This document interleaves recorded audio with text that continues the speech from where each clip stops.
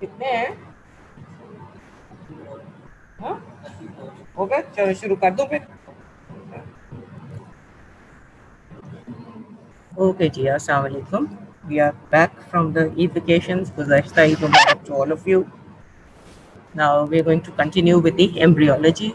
We were talking about the development of the head and neck, and in that we've already discussed the development of the skull. We discussed the development of the mandible and the hyoid bone out of the bones. Then we came on to something what we called as the pharyngeal apparatus. The pharyngeal apparatus is the main thing in which majority of the structures of the head and neck, and that is the level of the pharynx and the neck, they are going to develop.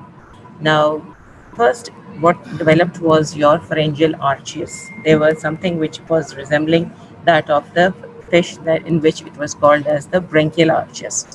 But then it was said that these arches do not develop into gills as they do in the animals, in the fish. So they were changed as far as the name was concerned, and they were given as the name as the pharyngeal arches because they developed at the level of the structures at the level of the pharynx. So what we call as the pharyngeal arches, they are a series of externally visible anterior tissue bands lying on either sides of the early brain, that is under the either side, because above you have the development of the brain to give rise to structures of the head and neck. Each arch, though initially formed from similar components, will differentiate to form different head and neck structures. That means it's going to contain the ectoderm, endoderm, and the mesoderm, and a combination of all these three things. But ultimately, they are going to give rise to different structures from different germ layers. In human beings, it was seen that there were 5 to 6 arches, but only 4 were externally visible, and it's said that the fifth one is insignificant. Then it was said that each arch had the 3 components. That is, initially the identical structures. That is, the internal portion that of the arch was the endodermal pouch. Then was the mesodermal component. That was the mesoderm, and that is mesenchyme, and the neural crest cells contributing to the mesoderm core. Then a membrane on the outside, that was the endoderm and the ectoderm, where both these layers met. That is, outside it is the ectoderm, that was the cleft, and then the endoderm on the inside, that was the pharyngeal membrane. So each arch had its mesenchymal core, contained similar components. That is, it has its blood vessels, nerves, muscles, cartilage, as we've already said. Just I'm going through this so that you recollect what we have already done. Then we said that there was something what we called as the pharyngeal apparatus or the branchial apparatus. And this picture gives you a diagrammatic appearance of what exactly is your pharyngeal apparatus. It has its 4 components: pharyngeal arches, pouches, clefts, and the membrane. That all these 4 things together is what we call as the pharyngeal apparatus. This, the inner side lined by the endoderm, then the mesenchyme, then the ectoderm on the outside, and where the endoderm and the ectoderm meet, that is the membrane. So that is the 4 components of the pharyngeal apparatus. Then externally we had the grooves, which we called as the clefts. Internally we had the pouches, which were outpouching structures, and where the ecto and endo contained, they we called as the these pharyngeal membranes. And then in between the ectoderm and the endoderm, we have the mesenchyme. First, recollecting what we developed from each portion, we talked about the pharyngeal cleft. If you see the 4 to 5 pharyngeal clefts on the outside, that is the blue structure, you see that it's only the first cleft which is going to develop into the external ear, and that is your external acoustic meatus. And in the inner side of this, that is, if you see in this picture, that is going to develop into the outer portion of the tympanic membrane. The rest of the second, third, and fourth these clefts, they just, the second one overgrows the third, fourth, and the fifth, and it meets the sixth one, and that closes all the clefts of the lower portion, and that why it makes the neck smooth. And so it just closes the neck, and there is no development from any cleft, and the small portion is left in between. That part, if you can see in this second picture, that is the cervical sinus. Then we talked about the pharyngeal membranes. The pharyngeal membrane, it's just the first membrane, that is where the ectoderm and the endoderm met. We developed the tympanic membrane or the eardrum, of which the outer side was the ectoderm component, inner side was the endodermal component, and in between you have the mesenchymal component.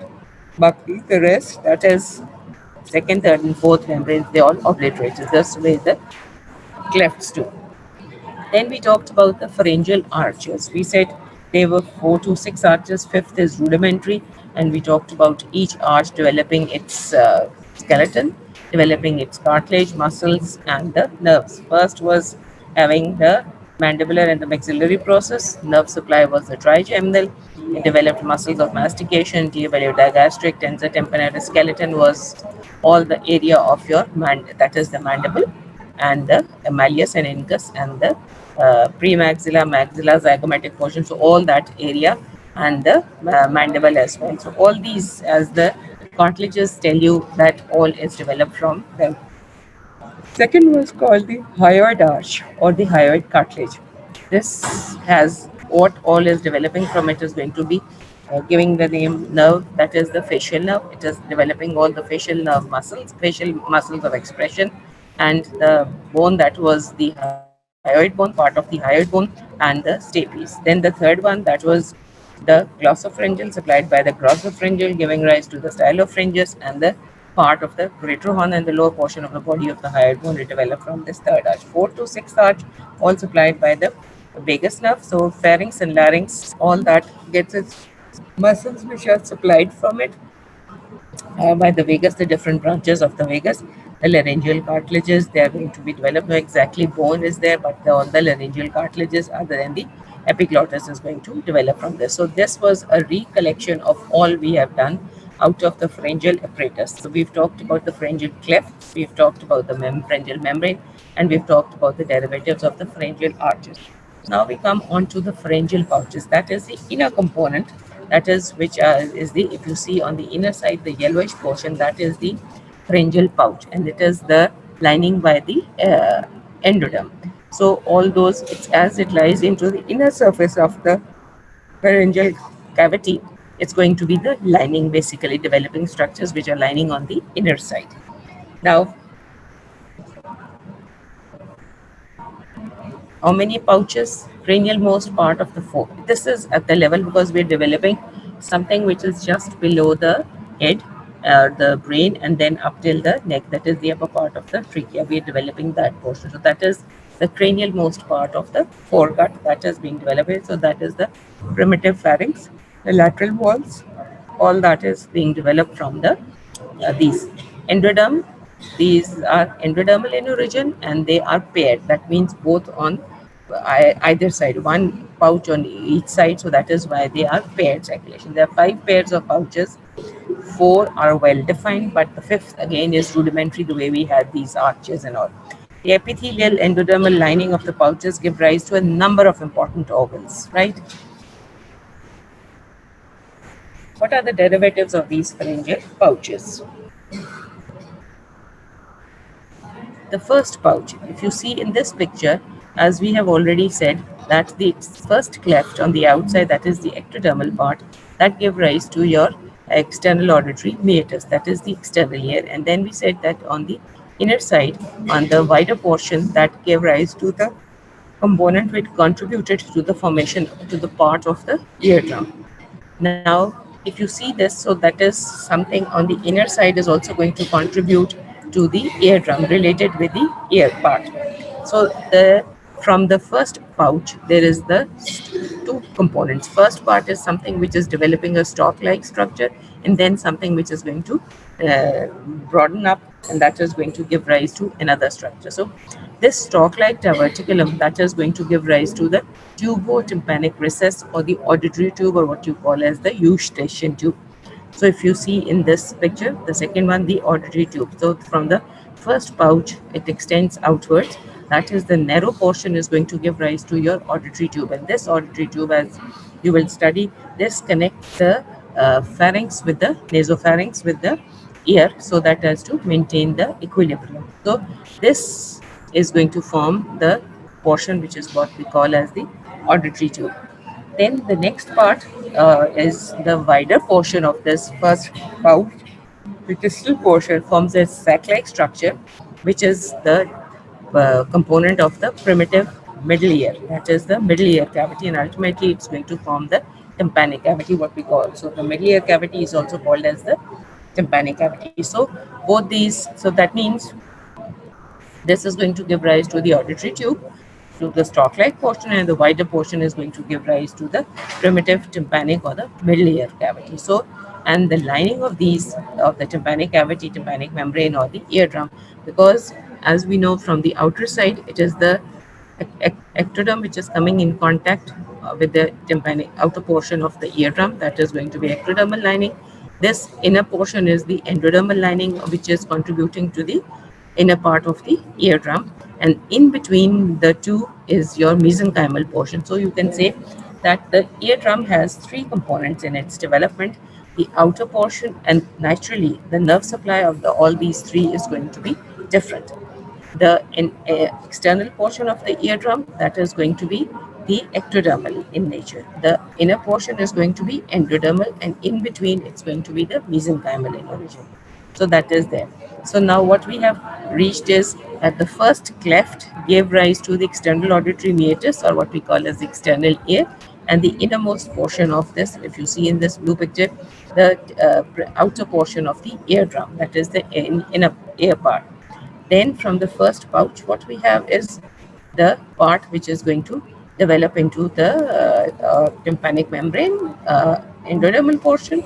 Then is the proper middle ear cavity, and then the tube-like structure which is going to develop into the auditory tube. So all this is from the coming at that level, because that is the level where we are developing the ear, right? And if you see in the arches, what all we developed from this level was the some of the ossicles of the ear, if you remember, and that they are the components of the. You see this in the arches. In the first one, where we had the maxillary mandible, you developed the mandible, the malleus and the incus, and from the hyoid, that is the second one, we developed the stapes, and then you developed these muscles, that is the stapedius and the tensor tympani. If you see these muscles, these are all. So first and the second arch, they are going to develop the bones, that is the ossicles of the middle ear. They are going to develop the muscles of the middle ear, and the first cleft, that was developing the external ear and the outer portion of the tympanic membrane, and the inner one is going to develop the auditory tube and then the middle ear cavity. So this is all in relation. Parts are being developed from different germ layers at the same level, right? So this is the first pouch. So recollect and join two and two together. What is developing from the first one is going to develop from the inner pouch as well, because it is a related level. Then, so the endoderm lines the future auditory tube, that is the pharyngotympanic or eustachian tube. It develops the middle ear, the mastoid antrum, that is the big bony sinus just next to the middle ear, and inner layer of the tympanic membrane. And this first nerve was your trigeminal, and trigeminal branch is the mandibular nerve, which is going to supply this area. So that is, it is relating all structures together from the first one. The derivatives of the first, the nerve supply of the first, the cartilages or the bones of the first, all these are interrelated. Then we go on to the second pharyngeal pouch. This second pharyngeal pouch, that is developing into a very important structure, that is, if you see in this picture, that is the palatine tonsil, that is at the level of the palate on the either sides, that is between the palatoglossal and palatopharyngeal fold. It is the derivative. One structure develops, that is the palatine tonsil, and the cavity outside the tonsil is going to develop into the tonsillar fossa, that is where the tonsil is contained. So these two things are going to develop from this. Now, it's not only purely endodermal, the palatine tonsil. Now, when you develop an organ, you have two components of the organ. One portion is your parenchymal portion, that is the secretory or the functional component, and the other is your stroma, that is your framework. So stroma or the framework is always going to be from the mesenchyme, whereas the uh, this functional component or the parenchyma, that is going to be from the other layer, that is, in this case, it is the parenchyma is going to come from the endoderm, whereas the stroma is going to come from the mesenchyme. So in this area, it gives rise to palatine tonsils. In the third month, its lining of the epithelium, that is the endodermal component, it proliferates. Solid buds are formed. these buds, they grow into the, because now this brown portion is all mesenchyme. So these buds which are going to grow, that is this purplish portion, they're going to invade the mesenchymal component. Then the central part of these buds, it's going to become hollow, and those, if you, when you do the lymphoid system, you will see that palatine tonsils have a very diagnostic feature, that is the tonsillar crypts. These are the invaginations. So these buds which are invaginating into the mesenchyme, they become hollowed out and they're going to form the tonsillar crypts. Crypts and the surrounding mesenchyme, they are going to form the palatine tonsil. Later on, lymphatic tissue infiltrates its mesoderm during the third to the fifth month, and this contributes to the lymphoid tissue. So that was tonsillar capsule is formed by the condensed mesenchyme. And so your first part is your stroma is being formed by the mesenchyme, which is as being the buds are invading inside, and then the mesenchyme. So stroma is by the mesenchyme. Then these buds, they become hollowed out and they develop. We have the typical, what is the tonsillar crypts, which are lined by the same epithelium which is there in the oral cavity. So that is the stratified squamous non-keratinized epithelium. So that is all that cavity is also developing in this area. So then these crypts and the surrounding mesenchyme, that is all what we are going to call as the tonsils. Mesoderm also gives rise to your tonsillar capsule, and later on lymphatic tissue, which is also a mesodermal component, that is going to invaginate it, and then it's going to form the proper tonsil. So we have two components, the endodermal component and the mesodermal component, forming the tonsil. And then the pouch, the remnant of the pouch, that is where this growth occurred, that is called the intratonsillar cleft, or the tonsillar fossa, or the sinus where this tonsil is going to be residing. So if you see this picture again, this is the second pouch is mostly obliterated. Small part is going to be the tonsillar fossa because it's going to form the palatine tonsil. Endoderm, which is the lining of this, is going to grow in the mesoderm, that is the pinkish portion. Central part of the buds break, they form the crypts. Endoderm forms the surface epithelium and the crypt lining. So all that portion is going to be endodermal. In 20 weeks, the mesoderm around forms the lymphatic nodules, and this contributes to the formation of the tonsil. So majority of the pouch is going to be closed by the development of this tonsil, and small place which is left, that is going to form what is called the tonsillar fossa. So if you see it in this picture, this red one, it is the reddish portion is the mesenchyme, and the yellowish portion is the endodermal component, which is forming into the palatine tonsil. So, as we say that this is from the second arch, and it is going to be by the facial nerve is of this. So it's said that small component of this pouch is also being contributed to the middle ear. So, but mostly it is palatine tonsils, and it is supplied by the facial nerve, because facial nerve also supplies the muscle, stapedius muscle in the middle ear cavity. So they think that a small portion of the middle ear is also contributed by the endodermal lining from this portion which lines the middle ear cavity, and then so that is why the facial nerve goes and supplies to the muscles in the middle ear cavity. So this is how the palatine tonsil is going to be formed both by the endoderm and by the mesenchyme. So always remember, when you talk about an organ, it's going to be parenchymal part, and it's going to be the mesostromal portion. The endodermal portion in this is going to form the parenchyma, and the stroma is going to be formed by the mesenchyme. And if you know that majority of the mesenchyme, some of it is contributed proper to the mesenchyme, and some of it is being formed by contributed by the mesenchyme is contributed by the neural crest cells, which form the mesenchyme of the head and neck. So if we go back, you have to talk about both the structures when you talk about the development. So from the second, you develop the tonsillar fossa, and you develop the tonsil proper. The tonsil, how does it go? The endodermal lining is going to form the parenchymal portion. This is going to form buds. It is going to grow, form buds. It's going to invaginate into the mesenchyme below, the third one.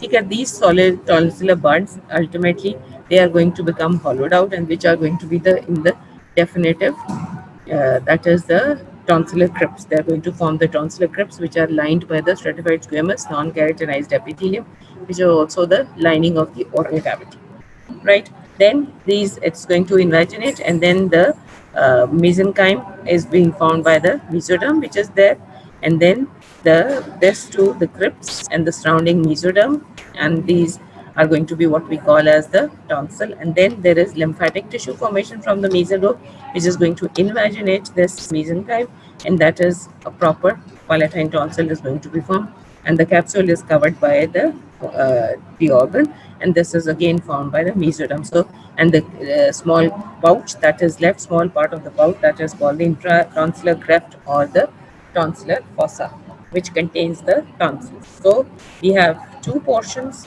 parenchyma, stroma, both contributed by the endoderm and by the mesenchyme.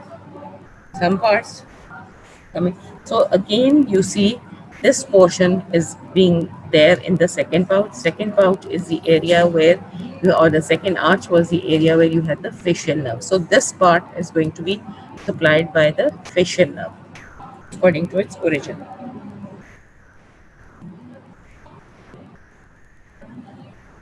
If you see in this picture, your the upper part is the maxilla, then you have the mandibulary process which is going to develop into the mandible, and then if you imagine your placement of the body from above downwards, you can visualize how the organs are placed. Then if you come here to the level of the mandibular process, there you are at the same level of your ear development. So from the outside, the cleft is developing into the external ear, and from the inside, the endoderm is developing into the middle ear, and the arch was giving the components of your muscles which is there, and the ossicles which are formed, the both the ossicles. So you have the nerve supply which is going to be your mandibular nerve in the first one, and in the second one you're going to have the facial nerve. So all components together they are developing into the ear. Then you go slightly lower down, that is where you have at the beginning of the pharynx where you start, or you have the tonsils normally where you feel the tonsils. This second pouch is going to give rise to the tonsils, not only from the endoderm but also contributed by the mesenchyme. And then the pouch is going to give rise to the fossa. So you visualize all structures as you go downwards, where what is placed, and then only you will be able to understand. So the nerve supply is going to be the facial nerve. You see in this picture again, it's very clear. So the third pouch has, we talked about the second one. So the third one pouch has a dorsal part that is, if you see in this picture, yellow and the red part. Then we go on to the third pouch. The third pouch has a dorsal part the way we had in the first arch, that is dorsal portion which was your maxillary portion, and the ventral portion which was your mandibular portion. Now in this it has two parts, that is a dorsal part which is the solid part which is the going to develop into your inferior parathyroid gland, and the ventral part that is the hollow thymus, that is going to hollow part, and that is going to develop into the thymus, that is this red portion. So we say the third part possesses dorsal and ventral wings. It has two components, and each is going to develop into a separate organ. Derivatives of the dorsal wings include the inferior parathyroid gland. You would be surprised that this parathyroid gland does not lie at this height, but it develops from here, and it is going to descend down in relation to the thyroid gland. Then at a lower level, and from the fourth, you're going to develop the superior parathyroid, which is also going to descend down to the level of the thyroid gland.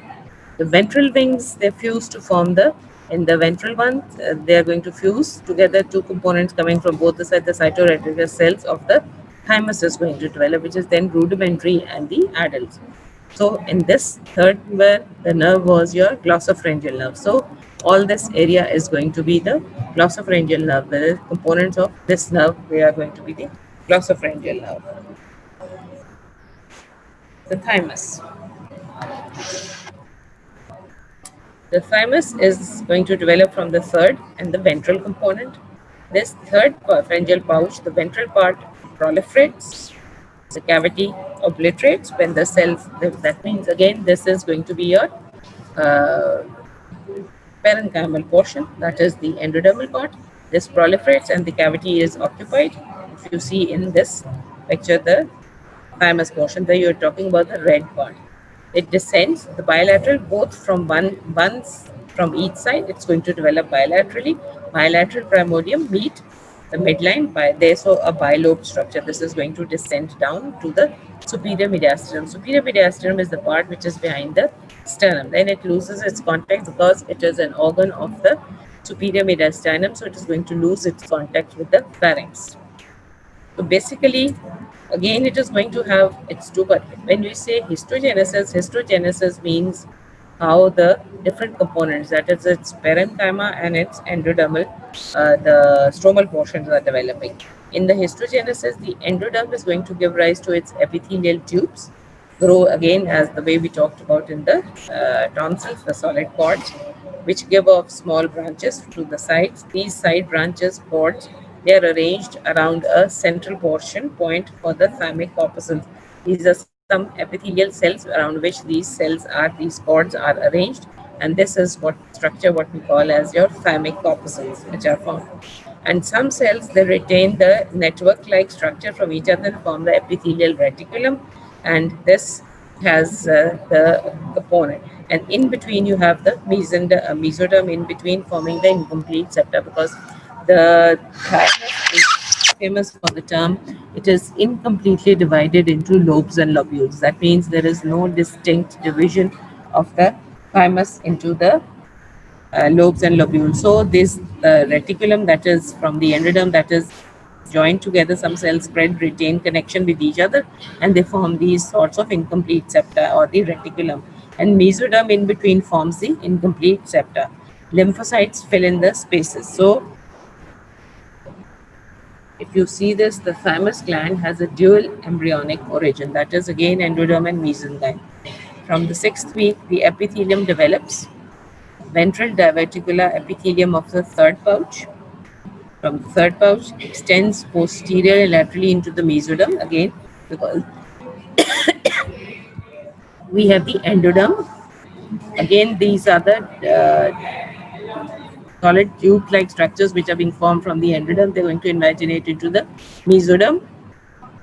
Then there is two flask-like structures. If you see this picture, if you see this, they are flask-like, that is elongated structures which are going to come from each side. Then the structures surrounded and invaded into the mesenchyme. Some cells of the epithelial cords, these cords become arranged around a central point, again forming the thymic corpuscles or the Hazel corpuscles. That is the epithelial cells like structures inside, and then outside you form the epithelial cords. They arrange themselves along with these epithelial cells on the inside. They are called the thymic corpuscles. On the other cells of the epithelial cords, they spread apart but retain connections with each other to form the epithelial reticulum. So the endoderm is going to form your epithelial thymic corpuscles, and then again the cells which are going to attach to each other, they're going to form the epithelial reticulum. That is the network which is there. Then you have the from the hemopoietic bone marrow, that is the mesenchyme. Precursors of the mesenchymal origin migrate into, that is the lymphatic tissue, that is going to come from the hemopoietic bone marrow. Precursor cells mesenchymal origin migrate into the thymus.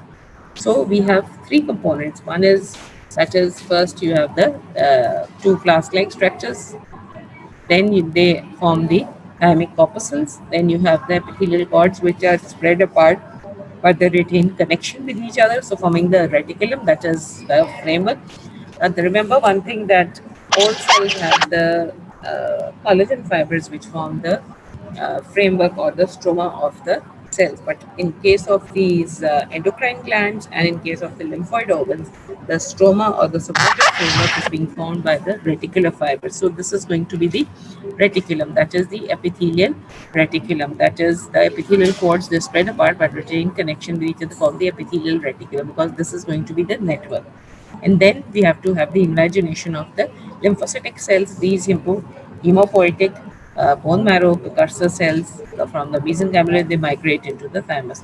So we have two distinct cell types within the thymus, that is the lymphoid cells, the thymocytes proper, and the reticular epithelial cells.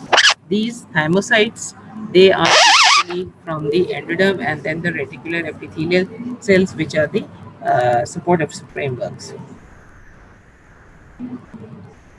You see this eighth week of gestation, the thymus descends and takes up its final position in the anterosuperior mediastinum. If you see in this picture, we are starting, you see in this diagram, we are at the level of the pharynx and we have to descend down where you have the foregut.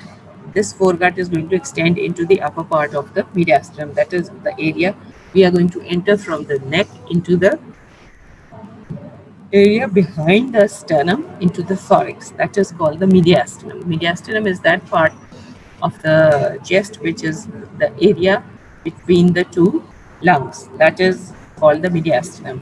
It is a superior mediastinum and an inferior mediastinum. Inferior mediastinum is then divided into an anterior, middle, and posterior mediastinum. This is going to descend into the superior mediastinum, that is roughly at the level of the T4, fourth thoracic vertebra that finishes the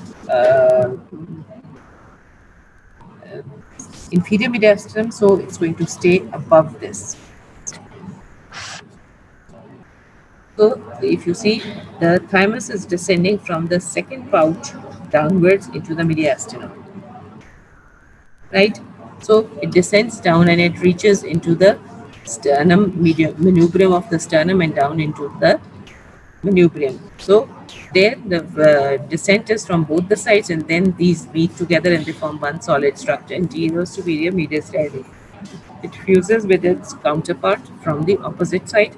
The growth and development of thymus continues until puberty, and then at puberty, this is going to retrogress. And because you are not able to see, or it just a very fine remnant is to be seen at the after puberty, which is there. So if you see this, this is the development. Above you see the hyoid bone, then you have the thyroid cartilage, which is going to develop below. That is above that, that is at the level of the sixth arch, and then below that all these structures, that is the pouches that are going to develop. So the abnormalities of the thymus can be an accessory thymic tissue, isolated mass in the neck breaks from the descending mass, variations in the thymus, that is shape, slender cords, or prolongations in the neck. If you remember, we said it's going to descend from the third pouch downwards into the mediastinum. So you can say that there can be number of things. Something which is not staying on its original position, but it is descending down, can stop this descent anywhere in between. And so then you do not see, you look for an organ in its normal location, but you do not see that organ in its normal position, but it stops and on the way and then develops into a full organ. So that is what we call as the ectopic presentation of that organ. Or it may be that the organ descends down into its portion to the normal site, and then a small portion of its small tissues, they can also develop and start functioning at the portion above, right? So on the way, so during the descent, there is a chance that the organ can go left and right, right? So you have to keep these things in mind to the organ. Something when the organ starts to develop and it shifts on to its position from one place to another, all these things can occur. Either one abnormality can be that the organ does not develop at all, so you have no functional component. But then if you do not have any organ in its normal place, if you cannot find the organ in its normal place, you have to look for, because this organ has descended from above to its final position, you have to look through all that pathway also before labeling the patient that there is no development of thymus gland. Okay, so it may be an ectopic thymus, that is, it stopped on its way and it developed into a full organ. Or it is that it just has a small mass which is working as the thymic gland. So it can stop anywhere. So what you exactly I'm saying is that You can have an accessory thymic tissue, that is a normal thymic gland that develops at the level of the manubrium, but small masses on its way, they can stay on and develop into its thymic tissue which can function. So those we can call them as, they would be higher up in the level of the neck. We call them as the isolated mass in the neck, breaks from the descending mass. Then there can be variations in the thymus, shape, slender cords, or prolongations in the neck on the side. So that is, if you see this, this is descending downwards. Persistent cord of the thymic tissue, that is coming downwards. Manubrium externa at the level.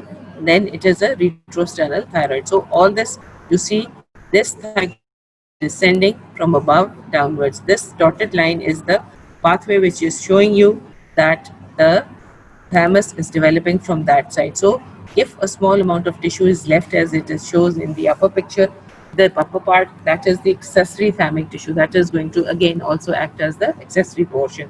Then in the on the way in between, it's dotted, that is this portion is going to not form a function as the thymus. Then it's going to, the cord which is descending down from above downwards stays on as a persistence. That means uh, the thymus, it is persisting as it is a normal structure in the manubrium, a retrosternal thymus, as well as this cord, that is the cord of the thymic tissue, small amount is going to extend upwards. So all these are just because of its descent from above downwards. Okay. Then we recollect what all we have done up till now.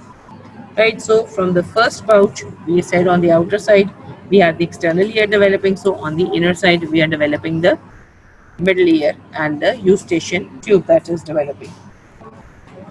So then remember that the nerves of the respective arches, they are going to supply to the muscles and to the sensory sensations on those areas. So if because of this, if you remember the nerves, you can quickly fit in the nerve supply. This is also contributing to the lining of the inner lining of the eardrum. Then second one is going to form your palatine tonsil.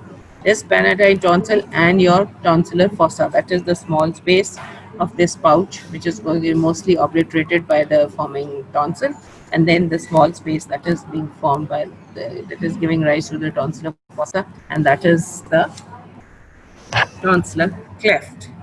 This again is contributed, as I told you, you have to consider the parenchyma and the stromal portion. So don't forget, just don't say that endoderm gives rise to the palatine tonsil. You have to talk about the portion of its stromal portion, that is your mesenchymal portion. And if you should remember the structure of that organ which you are developing, so you have to enumerate each and every part to the different layers or the different sites from where it is developing. Okay, so you form the fossa and the tonsil, and the nerve supply second is facial nerve. Then the third is developing into two components, the upper dorsal part and the below the ventral portion. The dorsal portion is going to give rise to your inferior parathyroid gland, and the lower part is going to, ventral part is going to give rise the red, as we see in the picture, into the thymus. So it's surprising that the inferior parathyroid gland descends and it develops at a higher level first, and the superior one, which has to stay at an upper level, that is going to descend, develops from a lower level. So see the development of the parathyroid. Again, it is contributed both by the endoderm and the mesenchyme. You see this picture, this shows you the inferior parathyroid gland. These dotted arrows show you the second, show the development of the tonsil. This dotted area showed you the descent of this inferior parathyroid gland, and the thymus also is descending. Whereas at the fourth level, which is the superior parathyroid gland, which is going to develop, and then you have something what we call as the antemobranchial body, that is from the sixth one, and this is the development of the thyroid. So this is roughly, if you correlate the area, that this is where we were at the sixth arch, that is where we developed the other than the epiglottis, we developed all the cartilages of the larynx, and that is the thyroid. And so we are at the That was at the level of the arches. This is at the level of the endoderm, which is going to develop into the parathyroid. We're going to talk about the thyroid gland, which is going to come in front of this thyroid cartilage.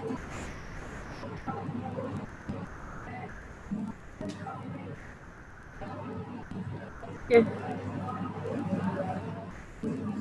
Then, so third pouch is dorsal part is going to give rise to inferior parathyroid, and ventral the thymus. Fourth part, pouch, if you see again, it has two components. One part, the dorsal again, is going to develop into your superior parathyroid gland, and the ventral part of this, that is going to develop into the ultimobranchial body. That is a small part. Ultimobranchial body is what we call as, that is the final last terminal portion. That is, and it also forms the C-shaped cells from the neural crest, the parafollicular cells in the thyroid gland. The thyroid gland is going to descend from as a diverticulum from this area, from the base of the floor of the pharynx, and this neural crest cells are going to go into that. So now if you see in this picture, you can recollect the levels of all the developments of the arches, the clefts and the membranes, and then the pouches. So everything is at its specific level which is going to develop. Now this, we are developing the thyroid and the parathyroid glands at the level where you have the laryngeal orifice, because these are going to be related with the parathyroid, the thyroid cartilage. We talk about, let's talk about the thyroid, parathyroid glands. Two parathyroid glands are going to be there, the superior and the inferior.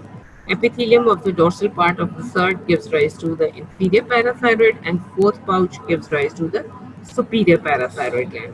They proliferate, these dorsal parts. On the fifth week, small nodules on the dorsal aspect of each pouch. Vascular mesenchyme invades, capillary network formed, and cells differentiate. So two cells are going to be formed, that is the chief cells, which are the embryonic period, start to function. Two cells, chief cells and the auxiphyal cells, in the embryonic period, the chief cells form, these are the endodermal cells. So these proliferate, form small nodules on the dorsal aspect of the each pouch. Vascular mesenchyme, that is going to invaginate, so it's again both endoderm and mesenchyme, and capillary network form. Now this is going to have vascular mesenchyme. Why? It is an endocrine gland. Parathyroid and thyroid is an endocrine gland. It does not have a duct to pour its secretion. It needs the blood supply for it to take the secretions to its target. So that is why we have used the word vascular mesenchyme invades it, and capillary network form, right? So to take up the secretions, cells differentiate. These the nodules, the two cells, the chief cells and the auxiphyal cells. These chief cells, they are the embryonic period. They start to function in auxiphyal cells 5 to 7 years after birth. They're said to develop. So both these cells are formed. Glands lose contact with the pharynx because they have to descend down to the posterior aspect of the thyroid. Glands loosen contact with the pharynx. If you can see in this, both the dotted one descend to the posterior surface of the thyroid. The inferior thyroid gland is going to travel to the lower pole of the thyroid gland. You see this yellow one coming on to the lower one, and the superior goes to the upper one. So you can see that inferior thyroid gland is descending more, traveling a longer distance as compared to the superior one. So anything, it can stop, as I've already can stop on its way, or any problem can occur because it has to travel a longer distance. So inferior gland descends more with the thymus to the posterior surface of the thyroid gland to its inferior end, right? Both are going to descend. Superior descends a shorter distance, whereas the inferior descends a longer distance. Both, they are going to descend down to this. So the dorsal portion of the third is going to form your inferior parathyroid gland, which forms nodules which differentiate into the chief cells and the auxiphyal cells. Then this is invaded by the mesenchymal, that is the stromal portion, along with the blood vessels. This, when formed, the inferior thyroid from the third is going to descend down to the inferior pole of the thyroid gland, whereas from the fourth, this superior parathyroid, developmentally both are going to develop in the same way, but it's just the origin from where they are developing and at what level they are going to then rest in the final stage. The superior one is going to descend down and reach to the posterior aspect of the thyroid gland. So, if you see what we develop from the first uh, collection. First pharyngeal pouch, you develop the tympanic cavity, your auditory tube and inner surface of the ear. These are its derivatives. Second pouch, the palatine tonsil and the tonsillar fossa. The third pharyngeal pouch is the thymus and the inferior parathyroid gland. The fourth pharyngeal pouch is the superior parathyroid gland and some part of the thyroid gland. Otherwise, the thyroid gland has a opening separate development. And fifth pouch is the ultimobranchial body, a small body which is in relation, which is going to produce your C-shaped cells or the breast cells. Right? What can be the abnormalities of the parathyroid be?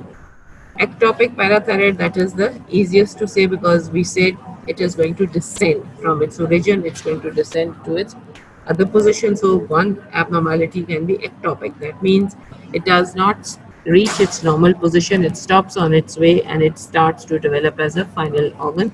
So that is what we call as an ectopic parathyroid. So you won't be having the parathyroid gland on its normal position, but you will have to have the parathyroid on it other than the normal position. So you can say it can be variable number, the location can be variable anywhere near the thyroid gland, near the thymus. So something which is traveling, it can go haywire, it can reach anywhere. So if you see in this picture, inferior parathyroid descending down, if this position is normal, then it is the if you see in this other picture, you can see that a small undescended parathyroid, that is, it is staying up there. Then this is the thyroid gland, it's reaching the ectopic inferior parathyroid, that is a small portion of the parathyroid gland. You can see that is the ectopic inferior portion, right? So the inferior parathyroid there, then you have an ectopic, and then there is an undescended. That means the part of the parathyroid which was developing, it does not descend, and this is more chances that it is going to be in the inferior parathyroid because that has to take a longer distance. Then you can have abnormal number of parathyroid glands, more than one, more than four. You basically have two, two on the superior and two inferior. The two superior can be more than that. So you can have a more than normal number of parathyroid glands.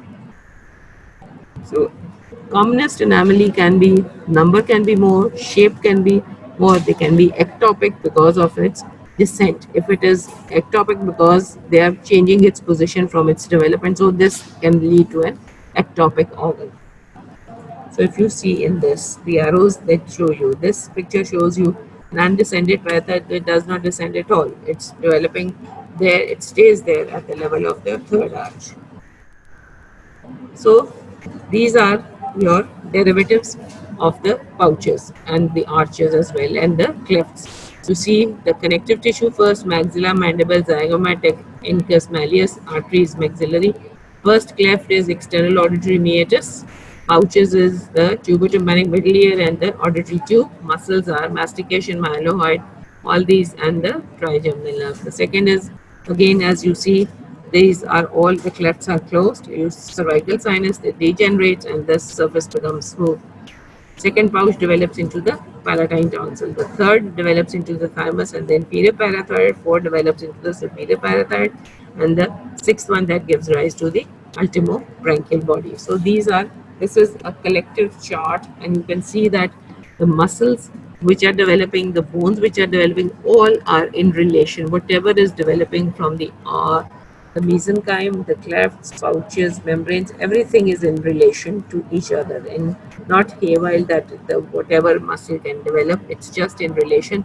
At one level, some respective structures are developing. So you can see the nerve supply, and that is why we get the nerve supply. First is trigeminal, second is facial, third is your glossopharyngeal, and fourth and sixth, they are your vagus nerve. So whenever you study these nerves, all of them, you study two and two together, that the nerve supply is going to come from this. Even if you forget while you are recollecting or you're producing it or writing it, but if you remember the derivatives or from where it is developing and what arch, and then what was the nerve supply, you can recollect that this is going to be the nerve supply.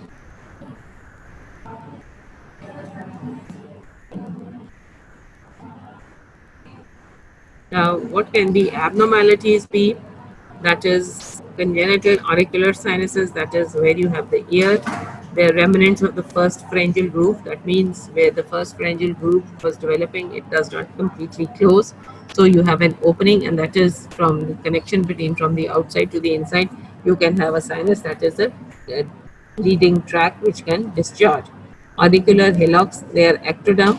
When we study the ear, you will know that there are small hillocks of the ectoderm, and then these hillocks, that is small mountainous like structures, they're going to unite together and form your auricle. Anterior to the auricle and others around the auricle, that is, they're going to develop at the area where you are having your external ear.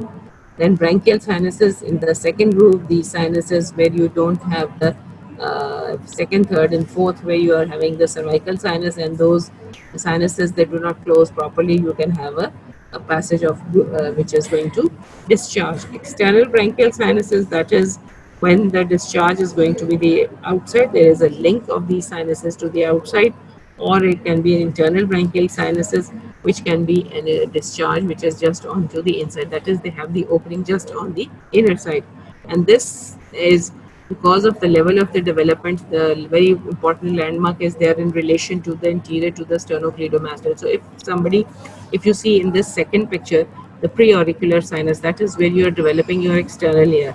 If that a defect is there and it is the discharge, that is what we're going to call it as the preauricular sinus. Then where you have your first arch, if you call the first branchial arch remnant, if there is incomplete, you can have a discharging space. Then the second branchial arch sinus and the cyst, this is again at the area of the second arch where it does not close properly.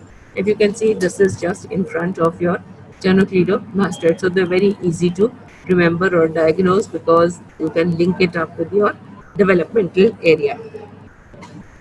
Sites of branchial cyst, sinus, and fistula, that is, all these are in relation with the sternocleidomastoid muscle. So you know what, where to find, where to introduce, or where to do the surgery, because this is going to be at the level of the developing sinus or structures. Cyst is just a dilatation. Sinus is something which there's opening on the one side, and fistula is something that is a tract which has openings on both the sides, inside and outside.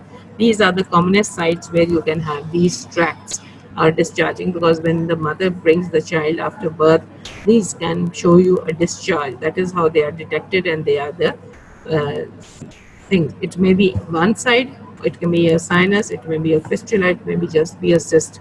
That is, you just open it up. On the sinuses, you have to close the tract, the finish of the tract, so that it does not discharge. Otherwise, infection can occur. You see this cyst which is there. That is, there is no opening inside or outside, but there is this dilatation of the cervical cyst that is at the level of your pouches. Then these can be called as branchial cysts, because we call them the branchial because they are the branchial arches.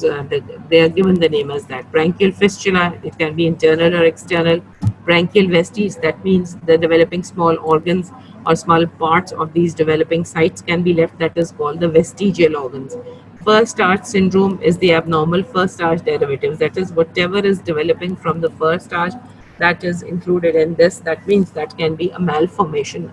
You develop the eye, ear, mandible, palate from the first arch. That can be an abnormality in any of these structures. So that is why, or if they have a collective abnormality, that is why what we call as the first arch syndrome. That is, all structures developing from the first arch, they're collectively having an abnormality. Tricker-Collins syndrome, Perry-Robinson syndrome, DiGeorge syndrome, these are all abnormalities in the development of the thymus, parathyroid. They may be absent or they may be present. They may be aplastic. Then if you see this, the cervical cyst, if you see this is a fistula, that is from internal to the external. They are external branchial fistula, that is, they have an opening on the outside. This is the lateral cervical cyst, just this having no connection inside or outside. The fistula is having a connection both on the inside and external, so a ready-made tract is there. You see the cartilage remnant. This is the ear. These are vestigial remnants. First arch syndrome, that is all what is developing from the first arch. All ectoderm, endoderm, pouch, mesenchyme, everything shows you an abnormality. That is why the collective findings have given the name as the first arch syndrome. These are pictures of your Trichon-Collie syndrome, Perry-Robinson syndrome, George syndrome. These are the different features that is all developing from these different arches or pouches. You can see the small mouth. This is the abnormality. This is the level where you have the first arch. The ear has not developed. All these hillocks are not properly fused. All these abnormalities. So these are different names given to the different syndromes. That means all the abnormalities which are developing from the different arches. And that finishes your pouches. So pharyngeal apparatus is finished. This is all. So you have to talk about the abnormalities because of the each arch which is developing. Okay. At times, the cervical sinus is not completely obliterated. That is a cervical cyst. Cervical is because it is at the level of the neck. Nectodermal cells remain and enlarge in a cervical cyst develop. That means it does not become smooth, which has to become smooth, and the cells persist on, and then the sinus develops into a cyst. That is, fluid develops into it, there is infection, and so it leads to formation of a cyst. Right, lateral cyst. This is the commonest site location is when it is something discharging sinus in front of your sternocleidomastoid muscle. That is all because of your branchial apparatus. That is, there is some fistula, or as you know, the ready-made tract and where to approach and what are the links. Okay. So that was about the pharyngeal apparatus, all the from each structure, what all we are developing. Now we're going to develop something which is from the inside of the pharynx. That is, we're going to talk to the development of the thyroid gland. We're going to talk about the development of the tongue, then all the other structures which are there. Okay, then. Thank you.